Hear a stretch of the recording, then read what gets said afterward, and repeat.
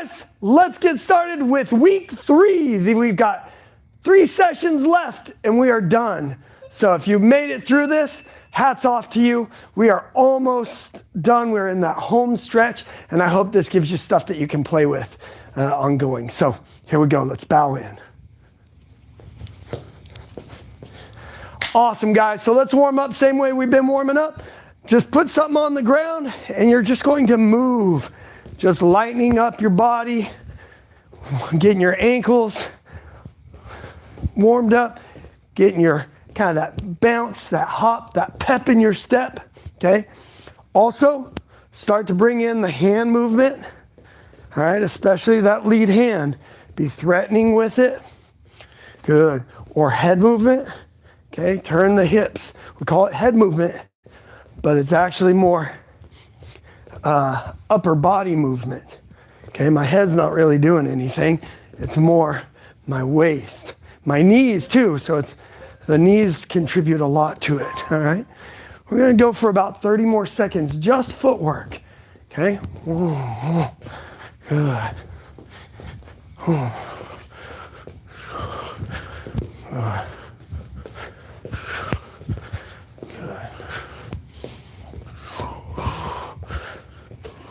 All right, let's go ahead and start to bring in some of the tools we've been working. We have a lot now. We've got things from week 1, really playing with the footwork. We've got things from week 2, playing with power. Okay, so try out those hooks and those uppercuts. All right, we work some defense. Work that pull, that anchor pull. Whop. So you can work that. Whoosh. Make sure you use all of your limbs so we get everything nice and warmed up. This isn't about going fast right now. In fact, my instructor was very adamant that you don't go fast when you're still warming up, because you're punching in the air, and that can be hard on the joints if you're going harder than your body is warmed up for. Or actually kicking is even more so. If you're snapping and your legs aren't warmed up, that can be a lot on the knees. So just think of this more as developing body feel, feeling the motion, see? Feeling how each move sets up for the next. All right?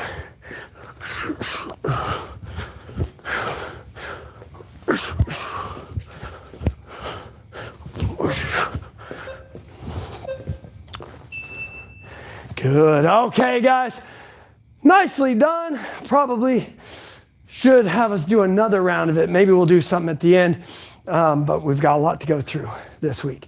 So this week we're focusing more on the tactical elements of Jeet Kune Do. So week 1 was footwork. Week 2 was power generation. Week 3 is tactical considerations. I don't know.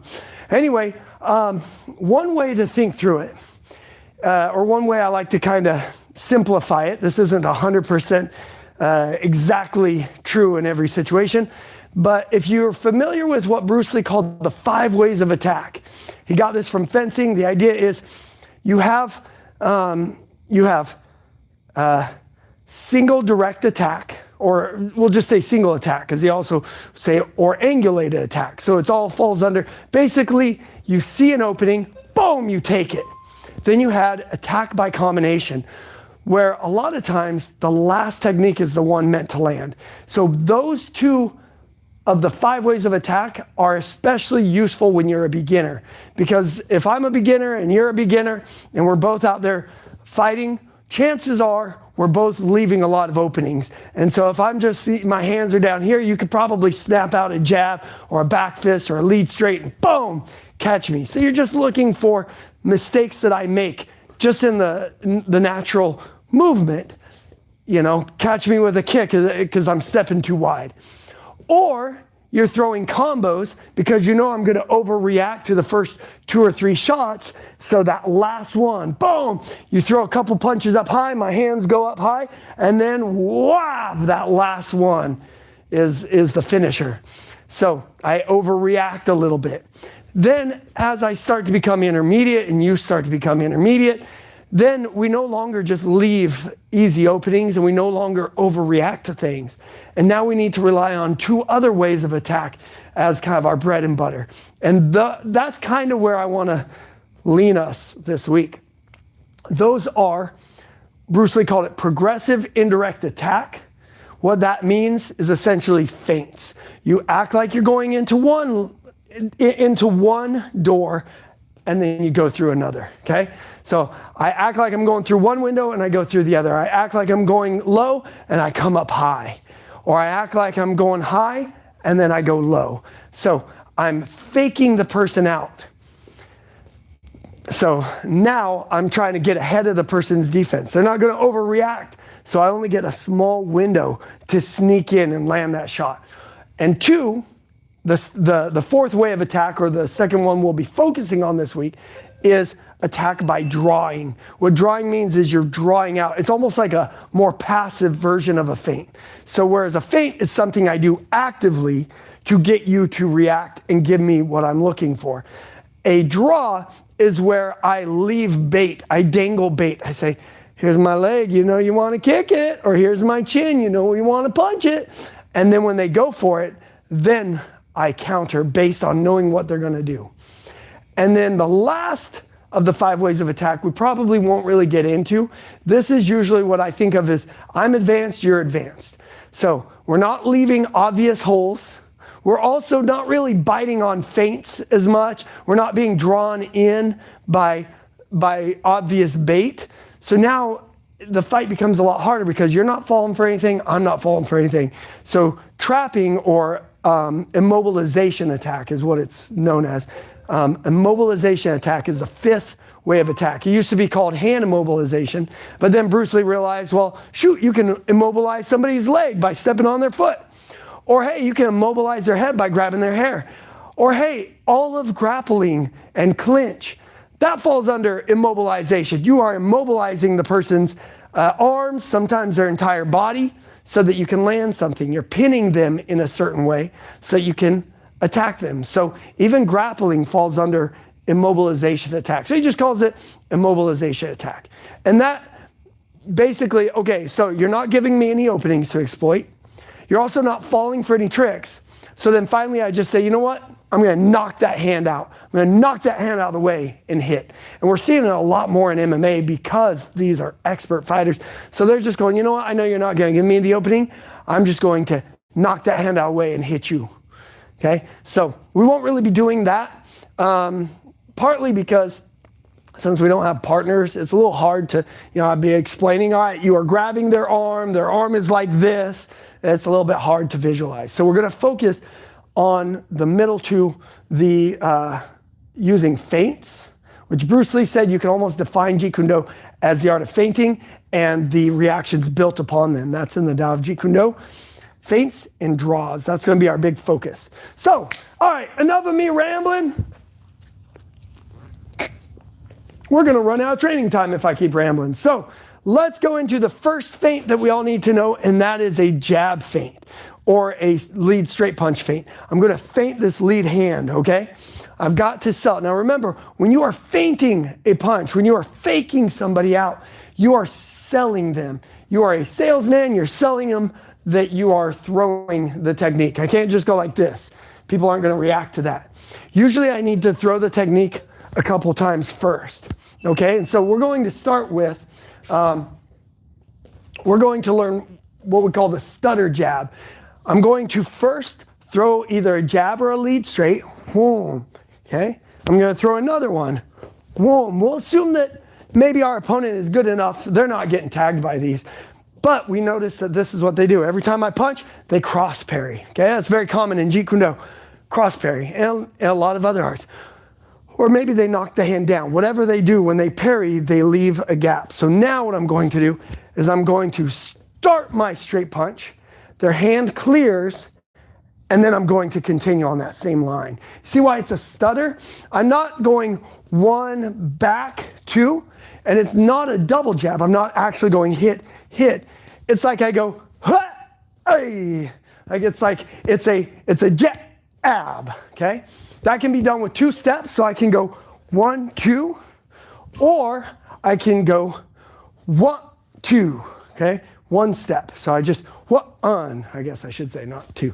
All right, so let's try that. We're gonna go 1 jab, boom. 2nd jab, boom. Now stutter jab, okay? Boom, there. Okay, let's do it again. 1, whop. 2, whop. And 3, whop. Good. We'll keep doing that on the 3rd one. Okay, let's do 3 more sets. So 1, 2, and 3, good. 2 more. 1, 2, 3, good. Last one. 1, 2, and 3, So that's our stutter jab. Okay, I start the motion, stop, and then finish. So there I'm faking the timing of it. That's a fake of timing. And we're trying to hit on a half beat. Instead of boom, we're going boom, like that. Okay, the next one, we're going to use the jab to fake high and then go low. Now, when I go low, I want to drop, I want to bend my knees. I want to drop my body into it. I had a coach say it like this, if you don't mind. It's a bit crude. But he said, imagine trying to punch their guts out their butt. So I'm going, bah, like that. Driving my fist through their stomach. So I'm going to go jab. I'm going to go jab. And then here, I'm actually not even going to jab. I almost like do this. In the Filipino martial arts, they have a term, they call it the junk hand. It's like you're throwing junk, okay? It's like I'm just throwing dirt at them. I go here, I want to get their attention up, and then boom, I drop into that. All right, let's do 5 of those. So we go 1, boom, 2, boom. And now here we go. 3, fake high, drop into that cross to the body. Good. Here we go again. 1, 2, and here we go. Here it is. Here's a fake. 3, boom. Good. Okay, let's do 3 more sets. 1, 2, and 3. Okay, I'm gonna see if I can fake you out on the camera. Here we go. 1, 2, 3. Do you think I was actually throwing the jab? That's what I want to try and do. I want to get my partner to, even when they know I'm supposed to fake, I want to sell it so well that they think I forgot and I'm throwing the actual punch. Okay? All right, 1 more. 1, 2, 3. There. Good job, guys. Good job. Okay, so those are 2 of our jab feints. We're going to do another one on Wednesday. The next one is we're going to work what's called an oblique kick. So this actually is kind of unique to Jeet Kune Do. Bruce Lee pulled it from Savate. I do know it's also in the Filipino martial arts, so I'm pretty positive he pulled it from Savate. It's very popular over there. It's called a coup de ba in Savate. And the idea is you can stomp down like this, or you can swing your leg up. But when we do our bow, we do this oblique step. Well, that's the same thing. I'm just stomping down. It's like a side kick, but I'm not turning my hip over, okay? My hip stays sideways. This allows me to land it from a very close range, because if I go here, now I'm going to be too jammed. So usually in sparring, and we're a little more careful about allowing attacks to the knees, just for safety. But in sparring, when we do allow the oblique kick, it's a swinging version, almost like I'm trying to kick dirt up, like the bully in the magazines. Yeah, kick dirt at the person. Yeah. So that's also one of the best ways to use it as a feint as well. But if you obviously want to cause damage, you stomp like this. So let's do it both ways. Let's do it the more street version first, the stomping down, okay? 1, I lift and then I stomp. Okay, make sure my toes are pointed out. I don't want to turn over. Not that you can't turn over, it's just a different kick at that point. 2, I pick up and I stomp. Good. If your balance is off, that's okay. This is a weird kick. It takes a little bit. I actually looked up the word oblique and it means like weird or off. It's a weird kick. 3, boom. Good. 4, boom. And 5, boom. All right. Now let's try the other one where we swing it. Okay. Now I had learned this from somebody and I thought it wouldn't work. And then I was sparring somebody else about a year ago and they used it on me. The oblique kick, this stomping one, can work into the body. Boom. I can barely get my hip up there, or get my leg up there. But this guy kept like kicking me with the oblique kick in the stomach. So you can work that stomping one if you just put it into the stomach. Or if you really trust your partner and they trust you, I guess you could practice on the knee. But there's very few people I trust for that. Okay, let's work the swinging one now. So like I'm scooping sand. Here we go. 1, swing.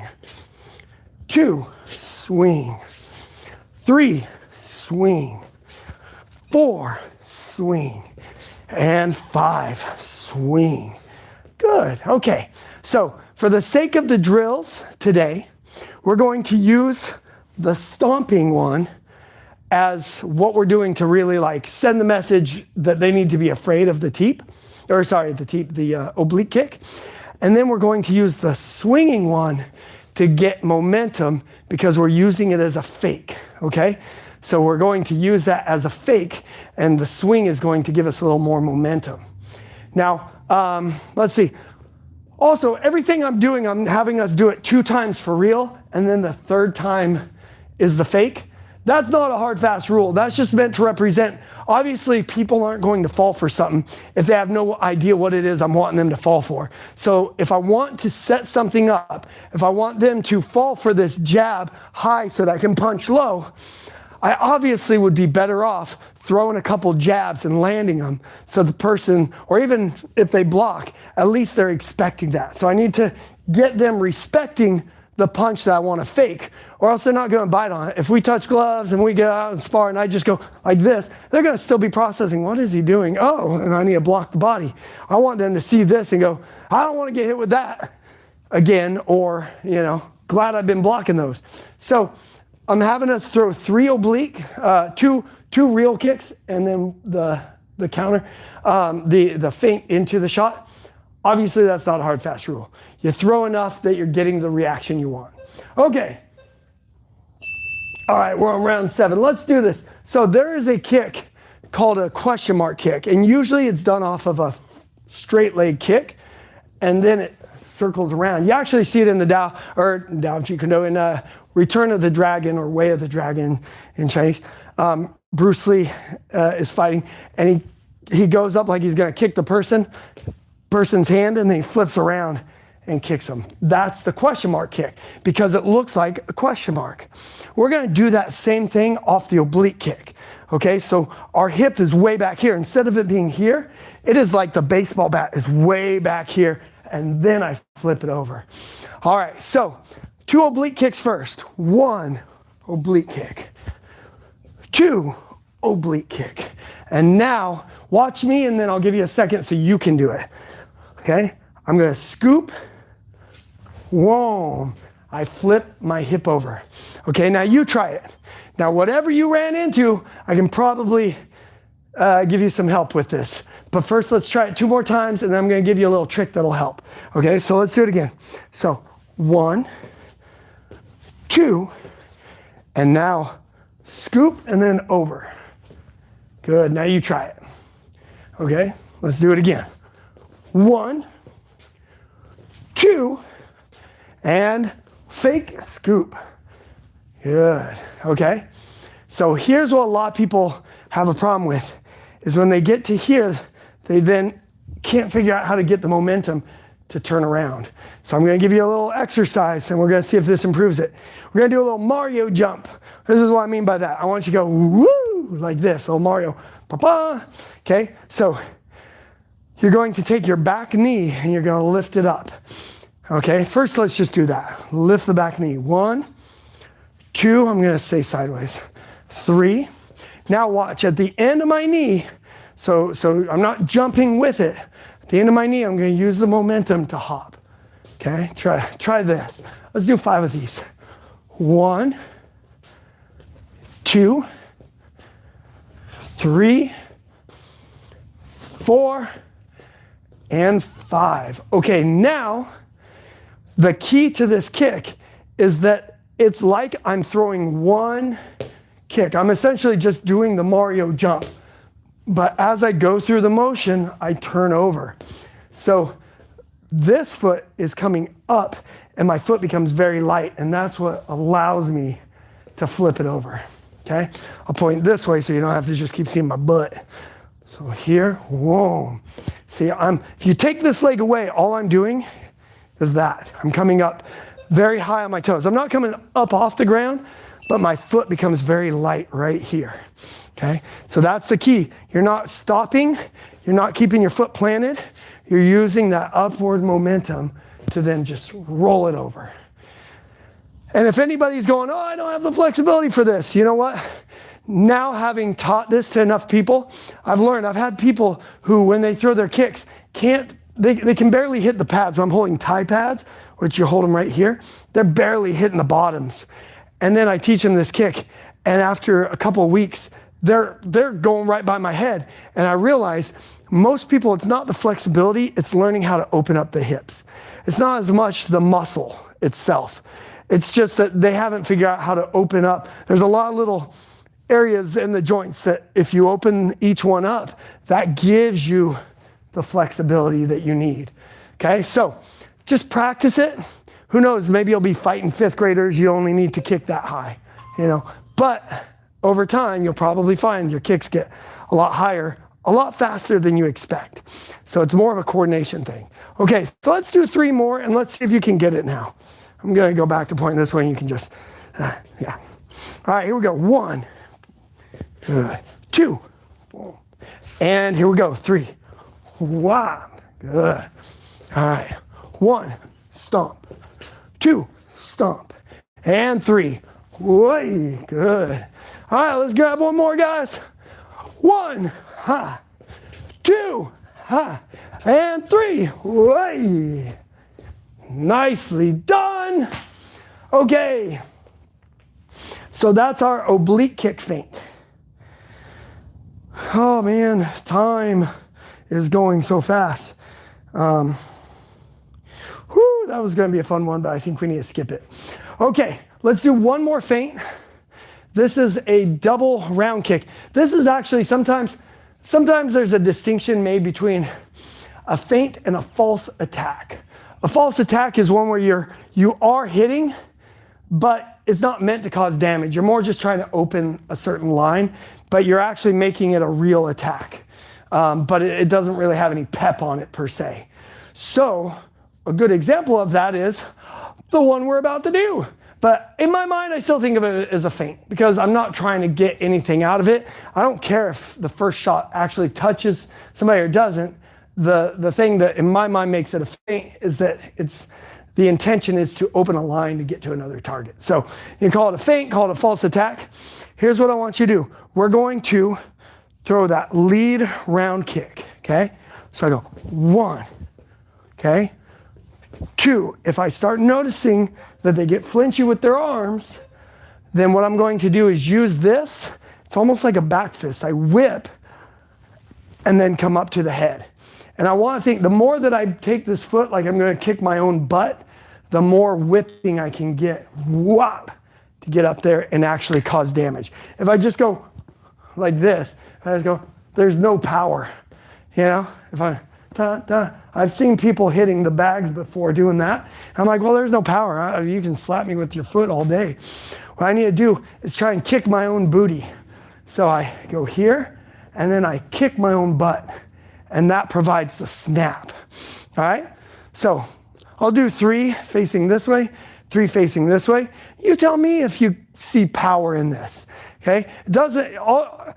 People get knocked out by a punch. It doesn't take a really hard kick placed on the jaw to knock somebody out. So a snapping kick is plenty. All right, we'll do 6 of these. So here we go. First, just the kick. 1, boom, and we'll pendulum step it. 2, boom. All right, now here we go, double kick. 3, low, high. All right, here we go again. 1, ba. 2, ba. 3, low, high. Good. One way that I know this works, 1. 2 is I have a student who used to land this on me and it drove me nuts. 3, ba, ba. Because there was a time where I was like, yeah, that's not one of my main moves. And then he started landing on me. So then I said, you know what? This will be one of my main moves too. So now I do it to people all the time. All right, here we go. 1, and you don't need to switch your stance. I just want you to be able to see it from this angle. 2, 1, and 3. 1, 2. Good. 1, whop. 2, whop. And 3. Good. And one more. 1, 2, and 3. Good. Sweet. Okay. We do need to cover our 4 corner parries. So this is our main interception here. So if somebody is punching at me, I can push their hand over my shoulder so that I can land my lead straight. Usually because I'm kind of leaning this way, my fist will be horizontal. This doesn't feel very strong to me, but you do it whatever works for you. When I say this is our main interception, I guess what I should preface this with is there's probably not too many Jeet Kune Do teachers where pretty early on you're not going to learn these. So it's not to say you need to make these something that you're always doing. They're just kind of core of Jeet Kune Do. So I'm in my on guard position. Now, so let's talk about interception actually. When it comes to intercepting a shot, a lot of people think, oh, because Jeet Kune Do means the way of the intercepting fist, and because interception is considered the highest form of defense, you're giving instead of just receiving. They think that if it's not interception, it's not Jeet Kune Do, that you need to do interception all the time. The reason why it's so central to Jeet Kune Do is it's very effective and it's not easy to do. I shouldn't say that's the reason why, but I should say it is a difficult thing to do, to intercept somebody well. And I see a lot of people just go, oh, well, Jeet Kune Do, so the moment a person flinches, boom, I hit them. Well, the problem is, imagine this, if you're like, if somebody's going into war, they need to get intel on their enemy. It's not just like, well, if you're on the attack, then that must mean you're winning, so we're just gonna go in and attack. No, you need to get intel. So the easiest people to beat, and I know because I was one of these, okay? I was one of these guys who everything was interception, and they're very easy to beat because they're trying to hit you the moment you flinch, because the idea of interception is that you hit, the person starts the attack, but you finish it. You hit before they get there. So that means they start the motion and you still have to be faster than them. And so that means I don't have time to actually go, is he actually throwing the technique that I think he is?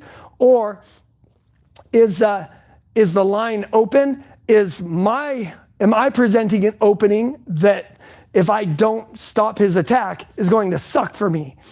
And so I learned very quickly, you can't just rely on interception coming out of the gate. You have to gather intel on the person. That's why you do fakes and feints. And that's why you throw safe combos at first.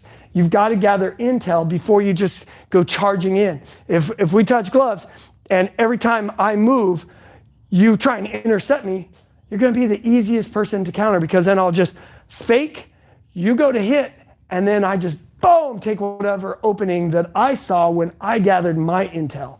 So interception is the highest form of defense, but that doesn't mean that you should just rely on it constantly. Now, this is a little bit more sparring focused in that regard. In an actual fight, you're probably not you know, if you're thinking like a self-defense, protecting your life, you're probably not circling around with the person, you know, doing little fakes and stuff. You might have to just, you know, the person goes to hit you with a baseball bat and you just boom, close the distance and get in, get out. Yeah, but if you're talking like sparring, you're going to be too easy to read. You have to know how to set it up. And one of the best ways, so drawing and interception go hand in hand together. My private lessons here. I'm going to finish out, although I'll feel a little embarrassed because she'll be watching me talk to the camera. But anyway, maybe I'll steal her in. I'll steal her in here. You know what? We're going to go to the 4-corner parries, but after we finish up with the power bump blast drill, we're going to take what we worked last week and we're going to play with it. So just follow along with me on this. Okay, we're going to do this for 3 minutes. All right. So first, we're not actually focused on the punches here. I want you to take what we did last week where we did this. I want you to just throw essentially hooks, but you can be perfect on the hooks or you can just swing your body. I just want you to feel how your body pulls your arm through. So this is I'm kind of throwing a bit of a shovel hook, a bit of a body hook, just whatever feels comfortable. Usually we have people do this on the back, but I want you to notice I'm turning my hips. Okay, so we're playing with rotational power. Okay, 5 more seconds. 5 more seconds. All right, now we're gonna bump up to cherry pickers. Okay, jab cross, go to your eyes, back to here every time. Okay, so straight out and straight back. We're doing this for 20 seconds. Okay. All right, the next we're gonna be playing with that whipping energy. All right, shoe shines for 10 seconds. All right, back to pivot hooks. We're doing this for 3 minutes total. So that was first minute. Okay, feel your body, pull your arm. You can bring these up high if you want, or you can just relax it. Okay, this is all about learning the body mechanics. Okay, home, home, home. 5 more seconds.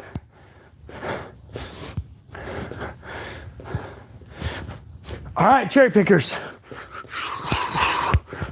This is coordinating the feet with the hands. Oh, maybe that wasn't my private lesson. Oh, well, bummer. All right.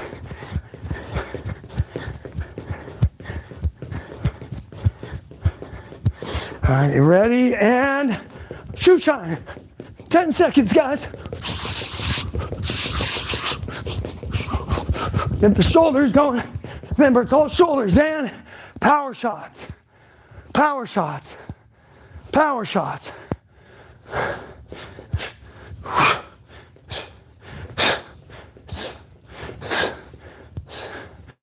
Here. You can go thumb in, thumb up. Doesn't matter. 10 more seconds.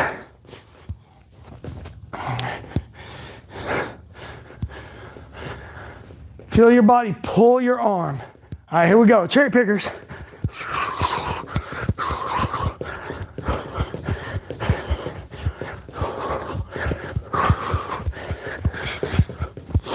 Sorry, I'm probably blowing into a microphone. Let me try and hold my breath a bit better. And shoe shines.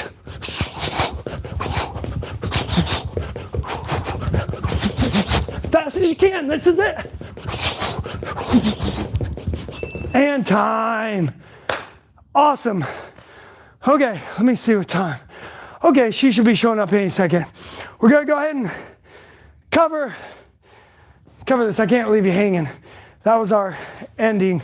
We're gonna be doing that ending for the next 2 sessions as well. Okay, so take some time in between and just make sure it makes sense. All right, so, 4-corner parry. So the first one, I parry the hand over my shoulder. I drive in here, okay? Second one, a hook is coming out here. I put this hand out like this. Now, some people, immovable elbow theory, you keep everything real tight. What I found is right here, if the hook hits, I don't have enough leverage. If it's a hard hook, I do get hit like this, okay? By the way, if you want to see somebody that uses these, he doesn't always intercept, but Sean Strickland, he actually fought this last weekend. You can see him, he tends to use more of these parries. You don't see that a lot in MMA. You usually see covers. So I go here. I like to have my elbow out a little bit because I like to try and catch the punch higher up on my arm, okay? As I do that, there's my lead straight. Boom. Now the two lower gates, if somebody's coming in this way, I make like a little angle with my arm. So I'm not out here, not chopping out like this. I'm here. It's catch up there as I throw that straight.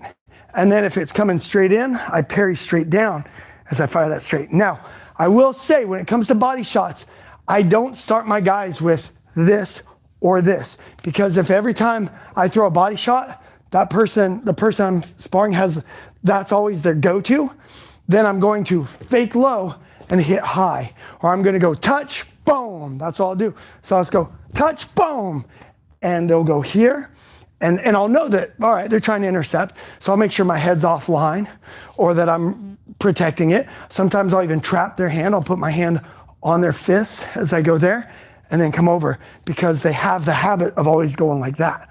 Okay, so I teach my guys to learn how to block with the forearms so their hands are up high, but then I teach them this as kind of what I said to you about when you know what the person's gonna throw, you've done the intel, you know, oh, they like to go jab and then shovel hook. When I see them turn like this, then I can interrupt them, boom! So normally the way it look is I go parry and then cover, parry and then cover, and then the next time they do it, I've read it, I go parry, whop, like that, and I interrupt them, okay? But let's go through each one, and actually I do see she's here. I'm just gonna go through it though. So here we go. So straight's coming, cross parry and hit, okay? It's coming to the outside line, outside parry and hit. It's coming to the outside lower gate, parry and hit, and it's coming straight to a body, parry and hit, okay? Let's do those 5 times and we'll call it a day. So here we go. Parry, hit, parry, hit, parry, hit, parry, hit, okay? 4 more. I'm gonna go sideways. So here we go. 1, 2, 3, and 4. 3 more. 1, 2, 3, 4. Good. Did I say 3 more? 2 more then.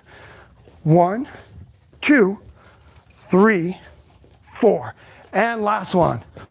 1, 2, 3, and 4. All right. Cool, guys.